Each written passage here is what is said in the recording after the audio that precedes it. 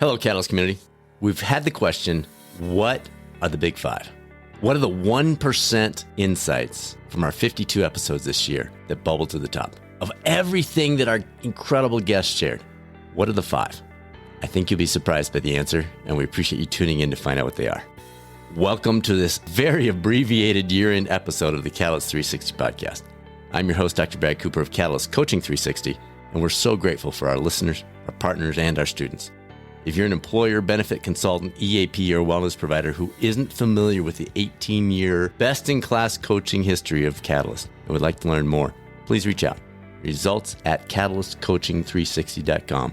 Or for those of you who may be considering pursuing certification as a health and wellness coach, pop over to our institute site, catalystcoachinginstitute.com, and you'll find all the details about the upcoming certification there. So that's enough paying the bills. Let's get into the Catalyst 1%. The 5 biggest insights from our 52 weeks of podcast episodes with some of the best and brightest on the planet. And yes, we will provide direct links to the episodes mentioned here if you'd like to dig in further. Number 1, start with a clear personal vision. While most people focus on goals, the most successful among us begin with a clear vision of who they are becoming. Goals may follow in a supportive role, but the magic is in creating a crystal clear personal vision. We did a whole episode on this process if it's something that's new to you. Number 2, the key to a better sleep might just be less time in bed. Dr. Jade Wu, author of Hello Sleep, woke us up to the fact that we're aiming to be asleep 85 to 90-ish% of the time we spend in bed, not 100%. Expecting perfect sleep isn't just unrealistic, it can be damaging. We all wake up multiple times during the night, and that's not just you.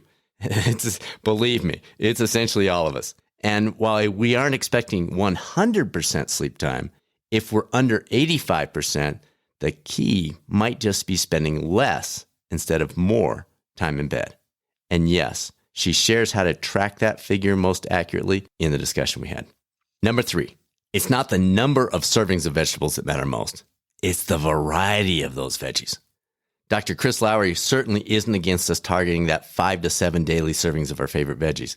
However, to optimize our gut microbiome and the extensive resultant physiological and cognitive benefits we're all hearing so much about, we're far better off counting our number of different vegetables each week rather than simply our number of servings. And here's a take-home tip. Instead of buying a whole bunch of veggies that are going to go bad before they're eaten, find a grocery store with one of those massive salad bars. Take that box and put just a little bit of everything into that box, and then simply add a little to your meals throughout the week. It's a simple, cost-effective way to integrate 25, 30, or even more varieties in your routine and reap the benefits. Number 4, turn each life transition into a graduation. Bob Hoffman caught us off guard in referring to his recent retirement as a graduation. Then he went on to explain that any transition viewed as an escape from something, whether it be a job, a relationship, school, or anything else, leaves a gaping hole that generally goes unfilled. In contrast, by seeing these transitions as a graduation from one phase to the next, we naturally view it as a movement forward, building upon the foundation that was laid in the prior phase of life.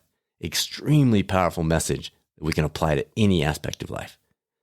And finally, number 5, drop the self-discipline. Okay, that may be going a little bit too far, but if we're depending on discipline and grit to make healthier and performance-enhancing decisions, we're likely failing. Yes, sometimes we need to implement some discipline. However, we've been fortunate to have a who's who's list of behavior change specialists ranging from Drs. Wendy Wood and BJ Fogg to Drs. Kelly McGonigal and William Miller on the podcast. The common thread? Make the better choice the easy choice. I like to refer to it as the ABCs. Automate the better choice. Remember your ABCs, and success becomes built into your DNA. So there you have it, the Catalyst 1% from our amazing lineup of guests on the Catalyst 360 podcast over the past year. Thank you for being a part of the Catalyst community and for being a catalyst daily for a world very much in need.